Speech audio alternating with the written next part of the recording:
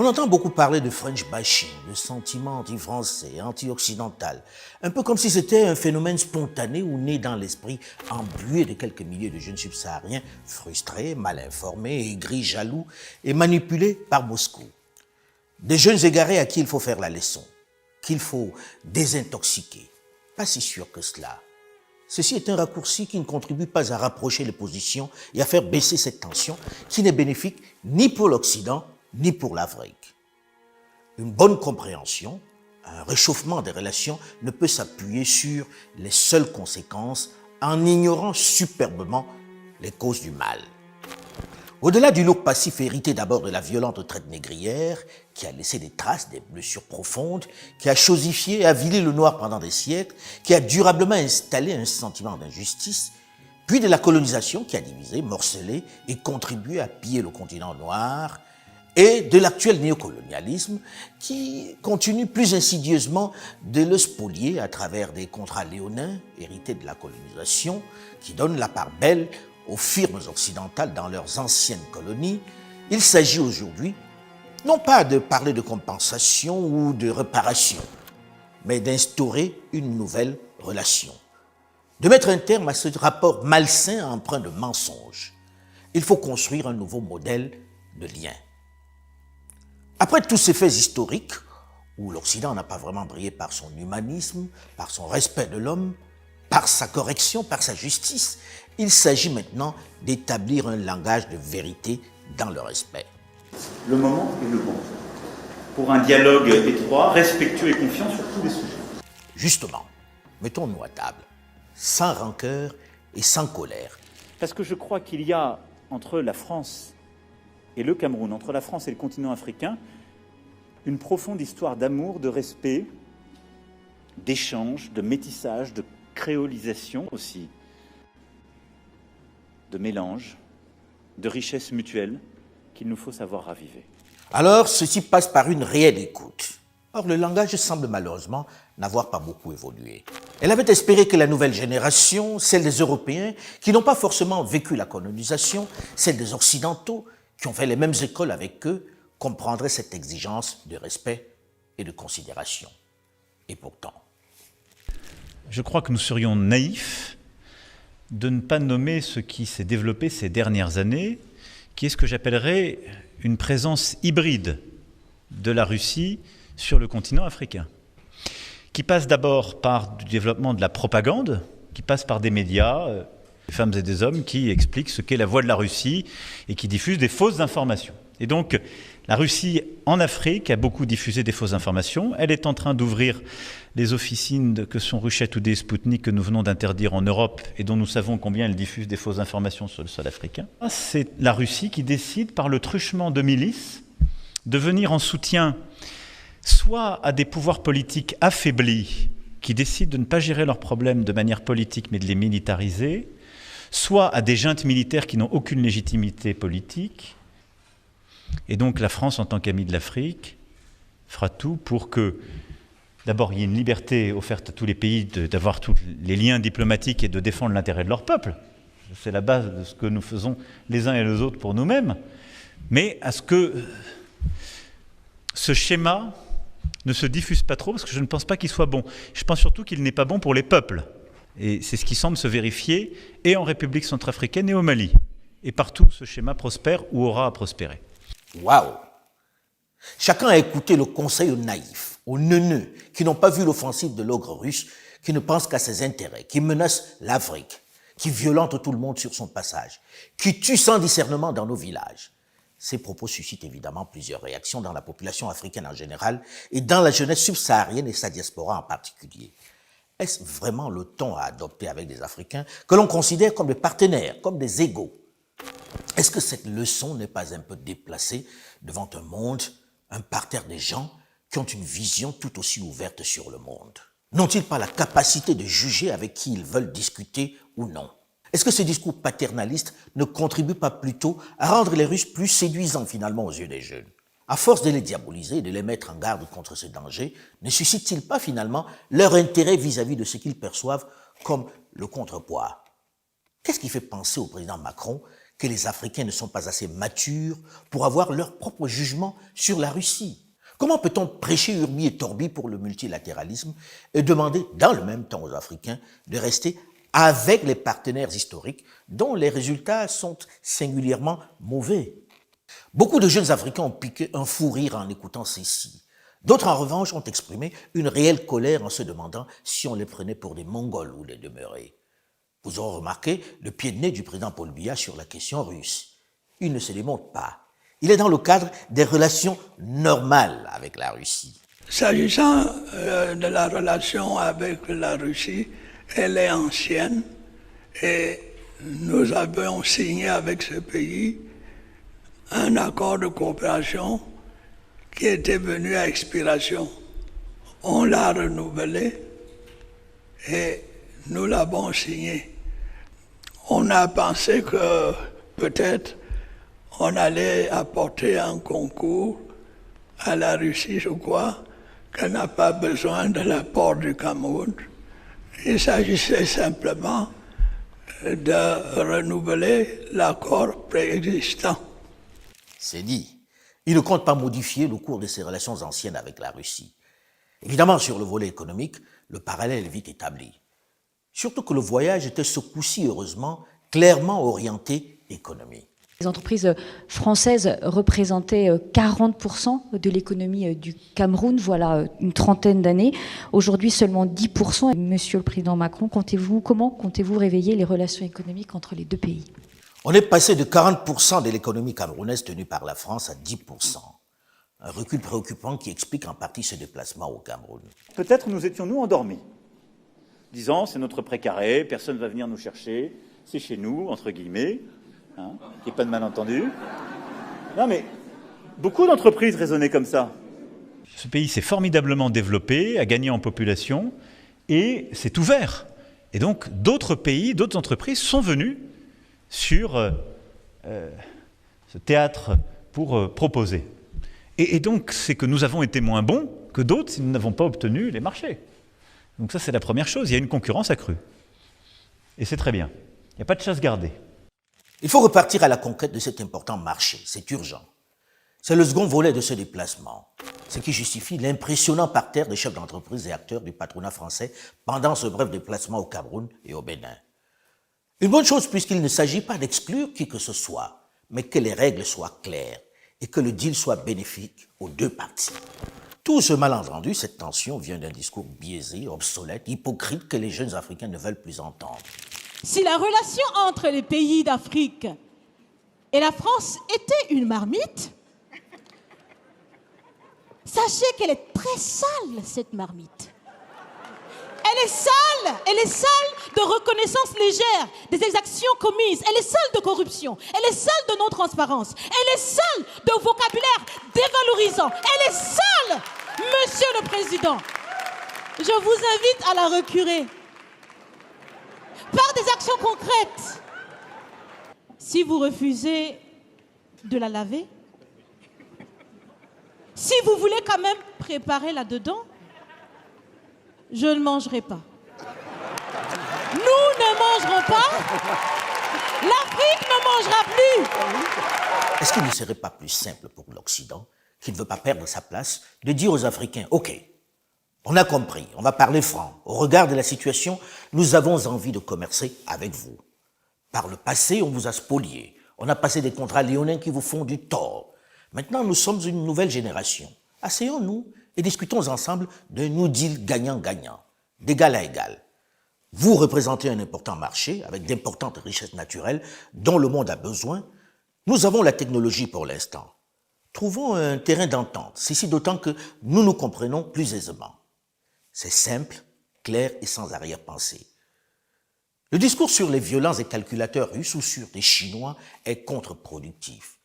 Ils ne nous ont rien fait pour qu'on les déteste. Ils ne sont pas nos ennemis. Nous ne les voyons pas comme des nouveaux maîtres. On ne veut pas passer d'un maître à un autre. On est en droit d'étudier leurs propositions. Celles que nous sied, on les prendra. Ne vous inquiétez pas, ils ne risquent pas de reproduire le même schéma que celui du colonisateur d'hier. Après l'expérience, avec vous, on a compris. Les jeunes Africains sont assez grands pour savoir commercer ou non avec eux. Merci pour votre conseil. Ils sont de potentiels partenaires s'ils apportent des solutions dont l'Afrique a besoin, pas nos ennemis. One of the mistakes which some political analysts make is to think that their enemies should be our enemies.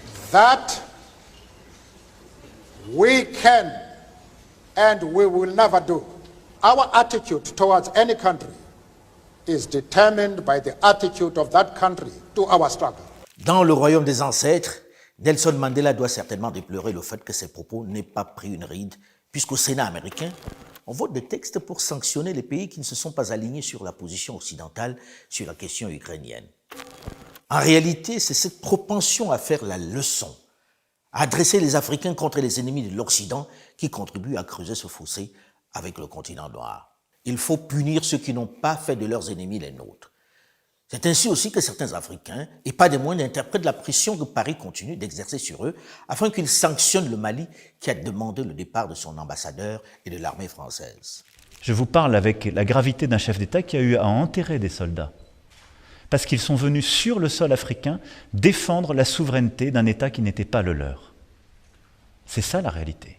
L'armée française, à la demande du Mali en 2013, est intervenue pour stopper les terroristes qui faisaient route vers Bamako. Puis l'armée française, à la demande de l'État malien et de la CEDEAO, est restée pour protéger. Et si aujourd'hui il n'y a pas un califat territorial au Mali, c'est parce qu'il y a eu l'armée française et que des dizaines de nos enfants sont morts sur le sol africain pour lutter contre le terrorisme. Allez voir beaucoup d'autres que la France pour leur demander les 2 poids 2 mesures. La France est le pays qui s'est le plus engagé pour des États africains à leur demande et pour leur sécurité. C'est fort ces propos. C'est une réalité sur le sol africain. Mais les choses ne sont pas perçues de la même façon. Mais alors, pas du tout. Et ces propos ne sont pas du tout bien accueillis.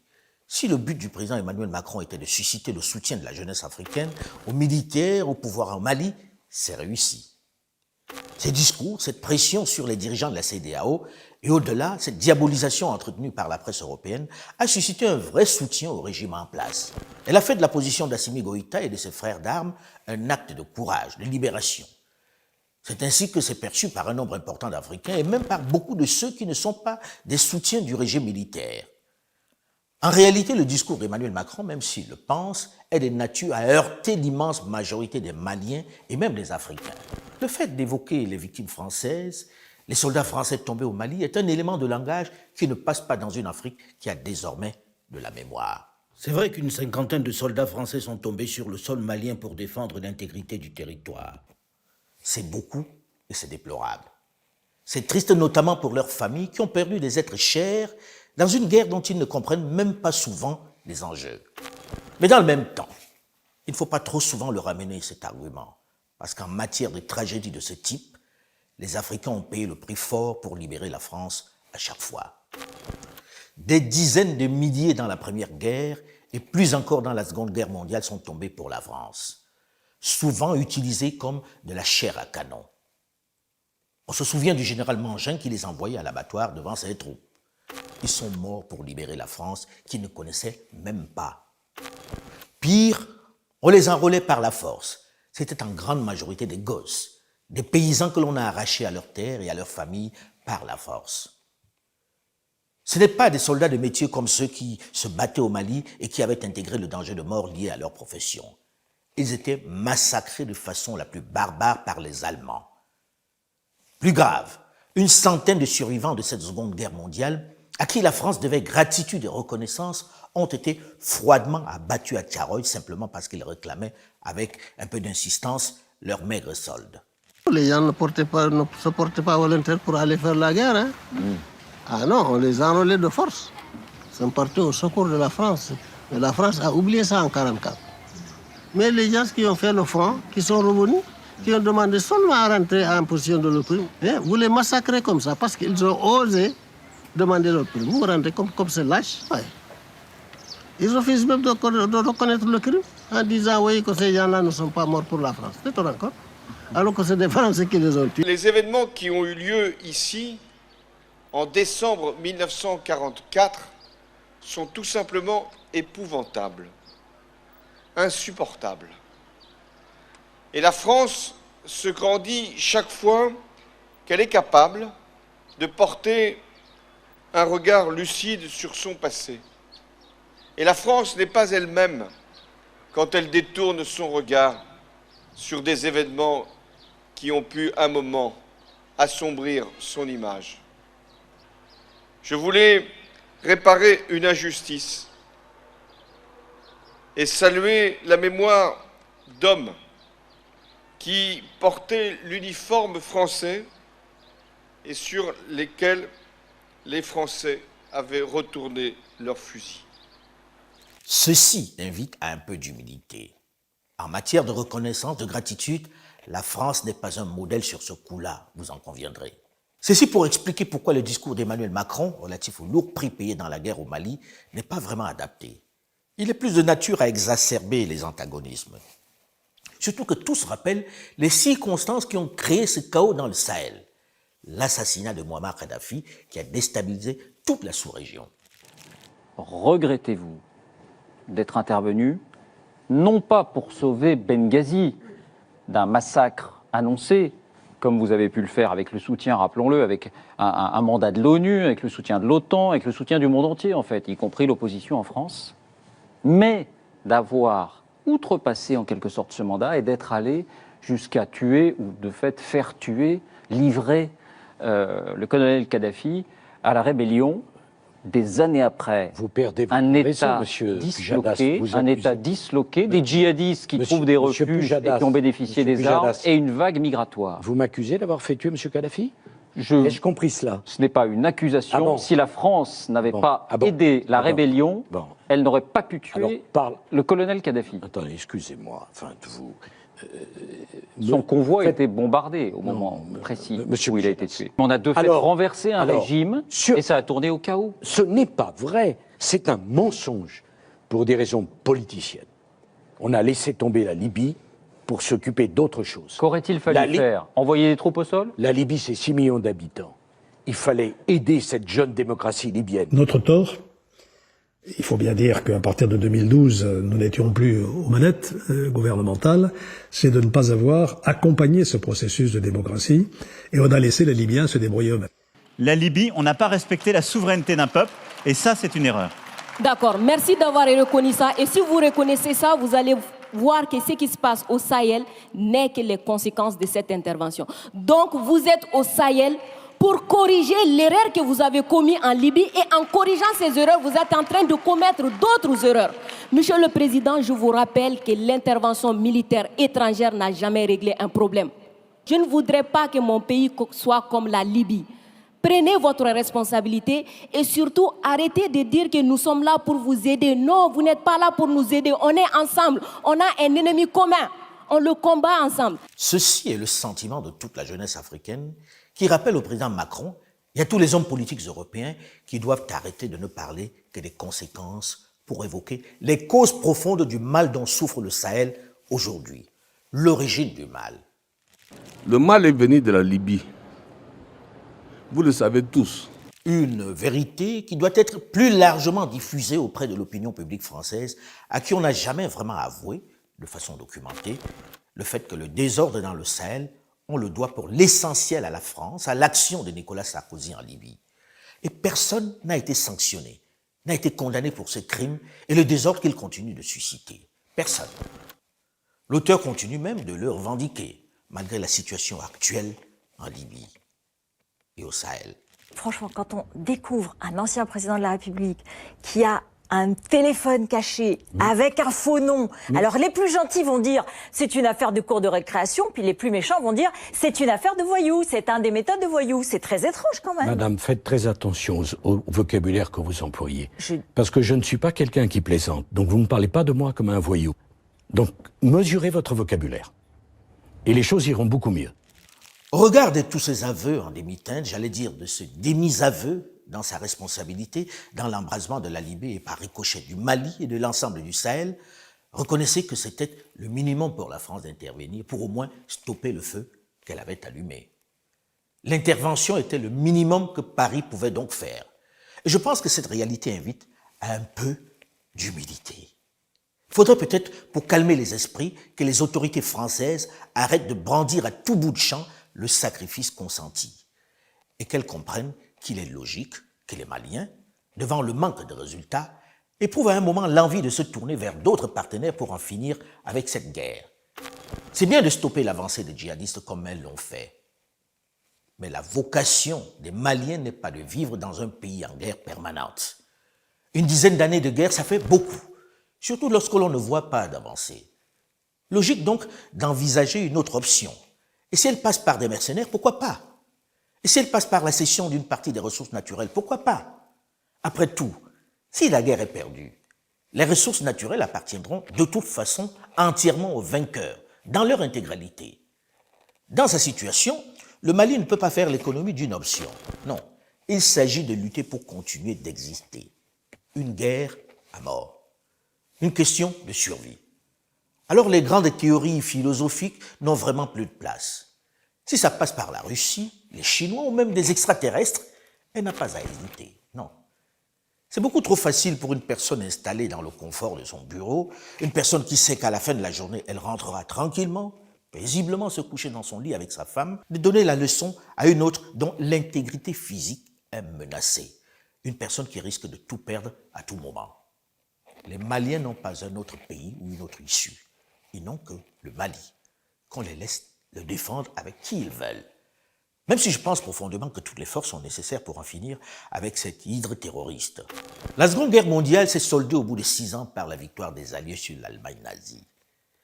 Et quelques temps après, les Américains, les Anglais et autres sont rentrés chez eux satisfaits du travail réalisé. Ils n'ont pas refusé de quitter le territoire français ou belge. Ils n'ont manifesté aucune réticence à partir, aucune velléité à implanter leur influence dans le territoire récupéré.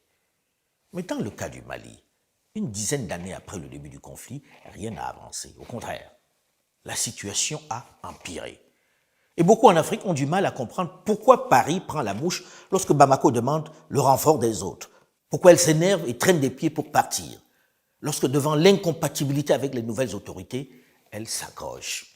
Cette présence russe, hybride, qui passe par la désinformation, par les milices, par du coup de nouvelles formes que j'ai du mal à qualifier de coopération, mais donc de complicité avec des pouvoirs politiques affaiblis, voire totalement illégitimes quand ce sont des juntes militaires, est une préoccupation. Et je pense que c'est d'abord une préoccupation pour le continent africain.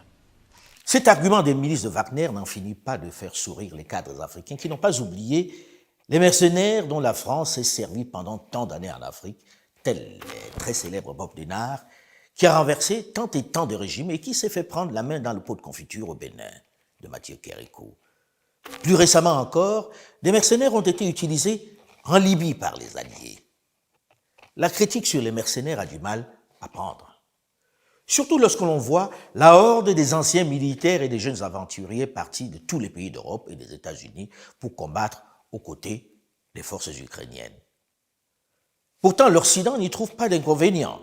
Ce sont visiblement les mercenaires du bien, contrairement aux affreux de Wagner qui symbolisent le mal. Il y aurait eu, selon le gouvernement ukrainien, quelques 20 000 volontaires, mais vraiment l'armée la plus hétéroclite qu'on puisse imaginer, allant des vétérans américains de la guerre d'Afghanistan à des Colombiens ou alors vraiment à des gens, un peu des hurluberlus comme il y en a tout le temps dans les cas de guerre. La Russie elle-même recourt pour le coup à de vrais mercenaires qui viennent de Libye ou de Syrie ou d'ailleurs. Soyons cohérents si l'on veut garder le contact avec la jeunesse africaine. Tenons compte du fait que, contrairement à leurs parents, ils ont accès à l'information et sont sans complexe.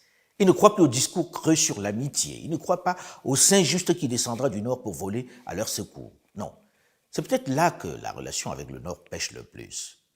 Il faut le corriger de toute urgence en disant les choses clairement. Il ne s'agit pas de chasser les Français ou les Occidentaux en général d'Afrique. Il s'agit de repenser le lien, d'établir une nouvelle relation basée sur le respect et l'égalité. Les arguments, les leçons sur la justice internationale, sur la démocratie, qui ont toujours servi d'alibi, ne prennent plus.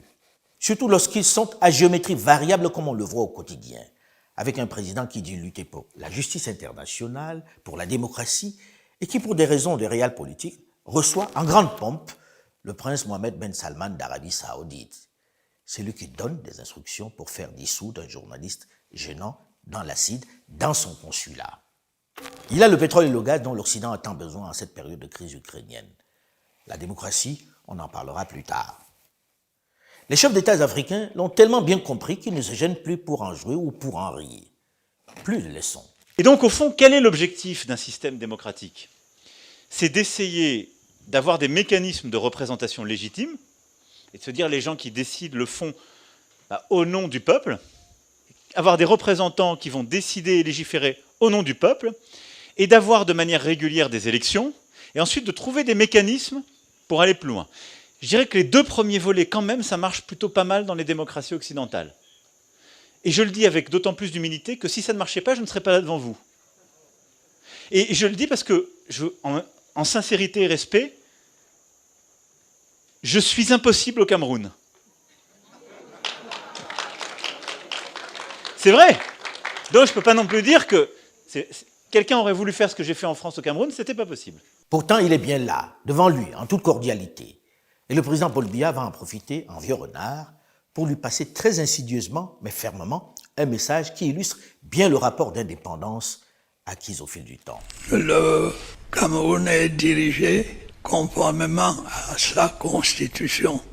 D'après cette constitution, le mandat que je mène a une durée de 7 ans. Alors, essayez de faire la soustraction. 7 moins 4 ou 3, et vous saurez combien de temps il me reste à diriger le pays. Mais autrement, ça sera su.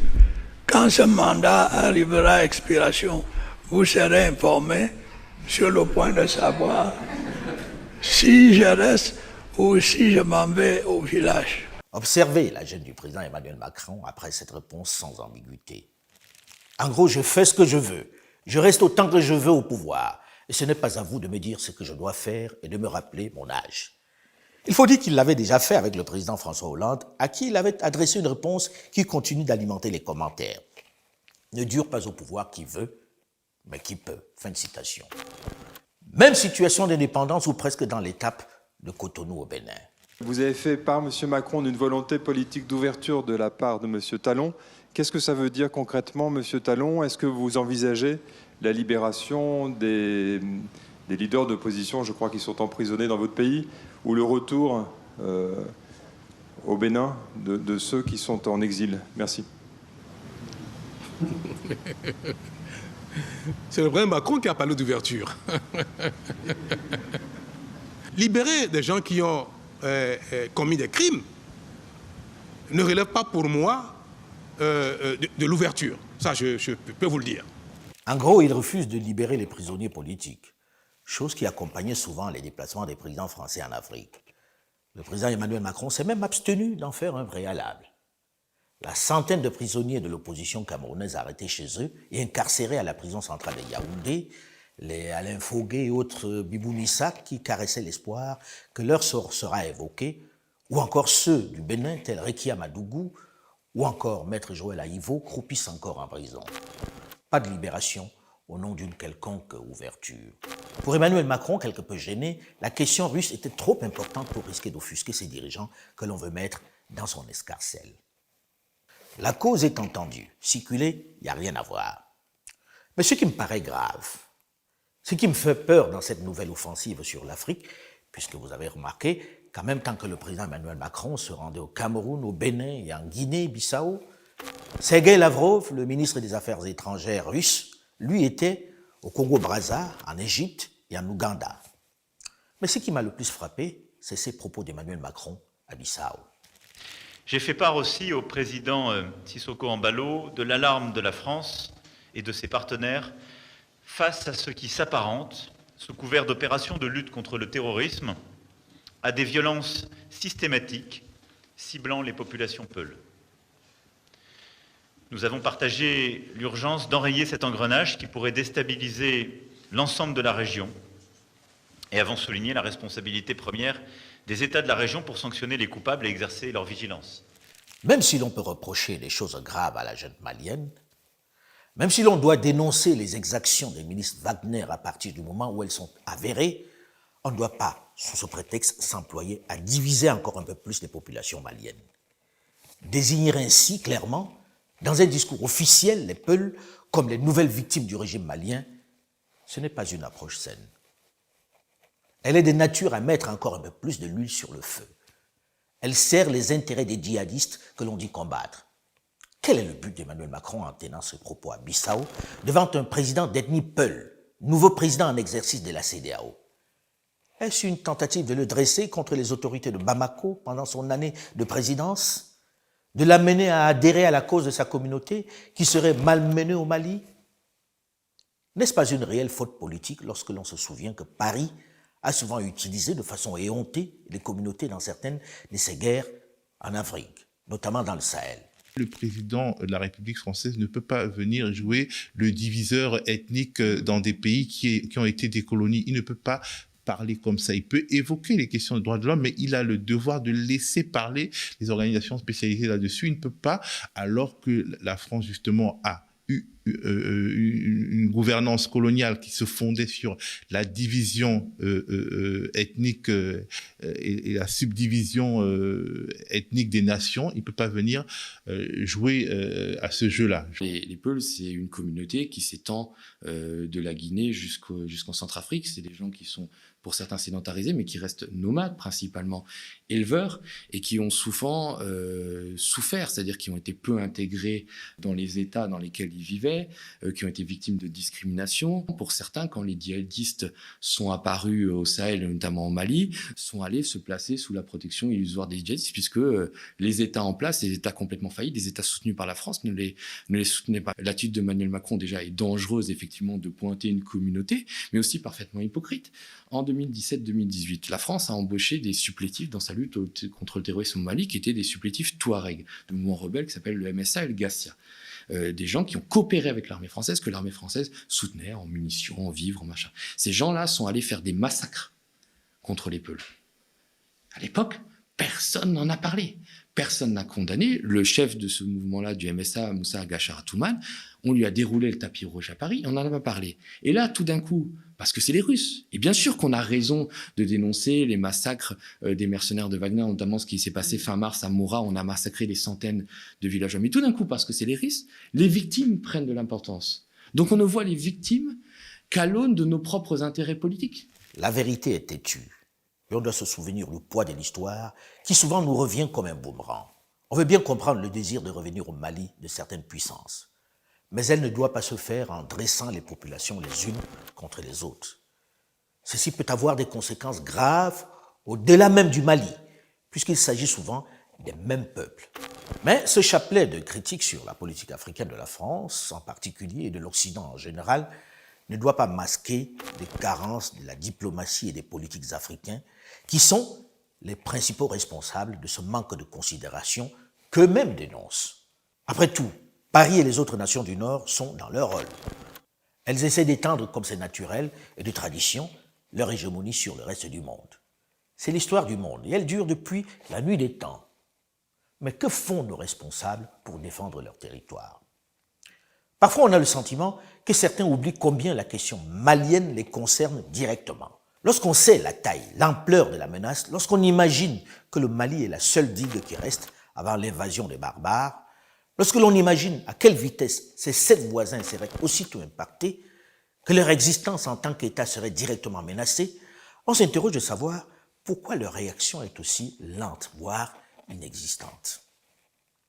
On se demande pourquoi ils attendent que les autres prennent le lead dans cette bataille.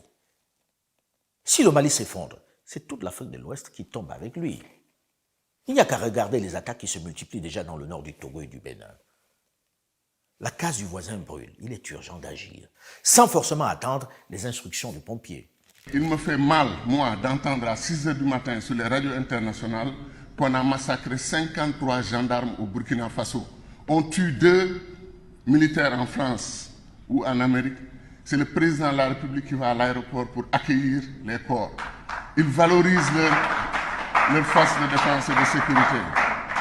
ils valorisent leurs forces de défense et de sécurité. Pourquoi nous, Africains, quel que soit votre pays, Somalie, Éthiopie, Sénégal, Gambie, Guinée, si vous entendez que 53 gendarmes burkinabés ont été massacrés, et vous savez comment ils les tuent, ils les égorgent, ils les massacrent, ils les brûlent. Vous l'apprenez, prenez votre petit déjeuner, vous allez au travail tranquillement, comme il ne s'est rien passé. Pourquoi on n'a pas marché dans nos capitales pour soutenir le Burkina Faso? Vous voyez la situation du Burkina aujourd'hui. Pourquoi on ne lève pas une armée sous-régionale ouest-africaine, aller au Burkina dire aux soldats burkinabés, au peuple burkinabé, vous êtes nous sommes vous, nous sommes là avec vous. Pourquoi on ne le fait pas? Chacun attend qu'on vienne l'attaquer dans son pays, qu'on tue au Niger, qu'on tue au Tchad, qu'on tue au Mali. Quand est-ce que les Africains vont se réveiller?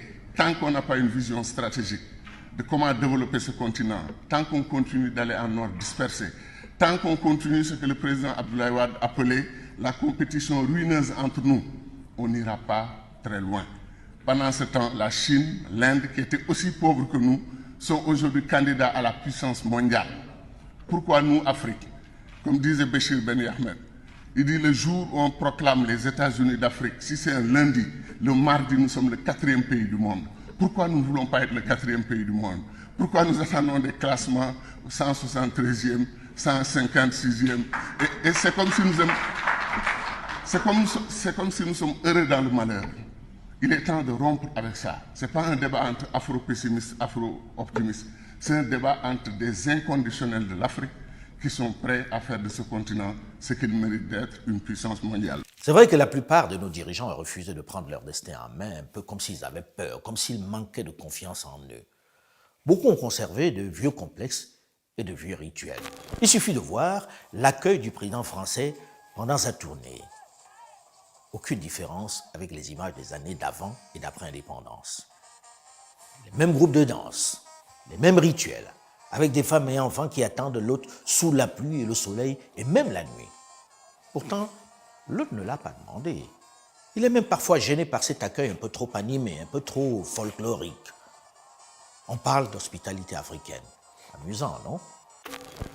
Pourtant, c'est presque dans l'intimité, dans la plus grande discrétion, que ces chefs d'État africains sont reçus à Paris, Londres ou Washington, en présence d'une poignée de journalistes dans l'enceinte du palais. Pas de danseurs, pas de grands titres de journaux. Il faut dire qu'ils n'étaient pas toujours aussi reçus dans une telle indifférence du public. Comme l'illustrent ces images du président Amadou Ahidjo du Cameroun en mars 1962, accueilli en grande pompe aux États-Unis d'Amérique. Admirez l'enthousiasme de cette immense foule qui l'acclame dans les rues de New York. C'était une autre époque bien révolue. À noter que pour sa tournée en Afrique au cours du mois de juillet 2022, pour la première fois, seul le président Oumarou Sissoko Embalo de Guinée-Bissau était à l'aéroport pour accueillir le président Emmanuel Macron. Est-ce le signe d'un changement de période, d'une volonté de parallélisme des formes? À suivre. Le chemin du changement est encore long et parsemé d'embûches. Aux jeunes, riches de leur savoir et de leur métissage, d'écrire leur propre histoire avec leur paradigme, avec leur code.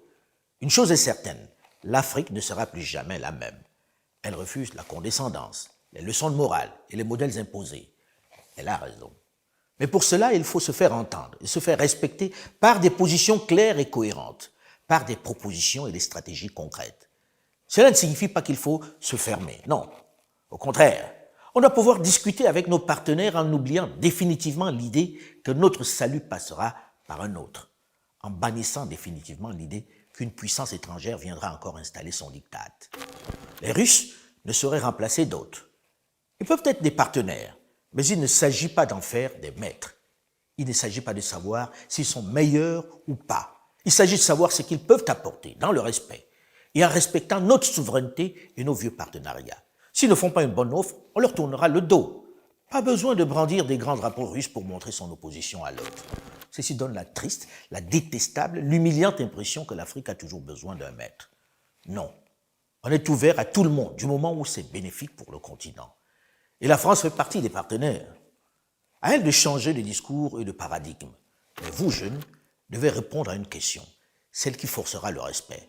Si les autres, pourtant moins nombreux, s'intéressent tant à notre Afrique, s'ils déploient tant d'énergie, s'ils élaborent tant de stratégies pour installer leur influence sur notre continent, qu'est-ce qui nous empêche de nous unir, de nous organiser pour être les premiers acteurs, les maîtres de notre destin. Vous en avez les moyens. Il s'agit de passer de la parole à l'action. Dénoncer, c'est bien. Construire, c'est encore mieux. Je voudrais vous remercier pour votre soutien constant et votre fidélité à ma chaîne YouTube, Alain Foka Officiel, qui connaît un réel développement, même si je vous souhaite encore plus nombreux pour faire vivre cette chaîne qui se veut une tribune du narratif africain. Pensez à liker si vous avez aimé. Et surtout, n'oubliez pas de vous abonner. C'est gratuit et cela me fait vraiment plaisir. Vous êtes déjà plus de 420 000 abonnés en moins de 18 mois. Une fidélité qui m'encourage et me conforte dans ma démarche. Par ailleurs, vous pouvez également me retrouver sur mon compte Twitter, Alain Foka 2005, qui attend toujours la certification. Sur ma page Facebook, Alain Foka 2005. Sur mon compte TikTok, LinkedIn et Instagram, dont voici les adresses et les dénominations exactes réelles. Les autres sont des faux. Prenez le soin de regarder si vous êtes vraiment sur ces comptes. Quelques-uns n'hésitent pas, ne se gênent pas, à republier ces chroniques sur ces faux comptes à mon nom, ajoutant ainsi à la confusion. Je vous prie d'être attentifs. On est ensemble.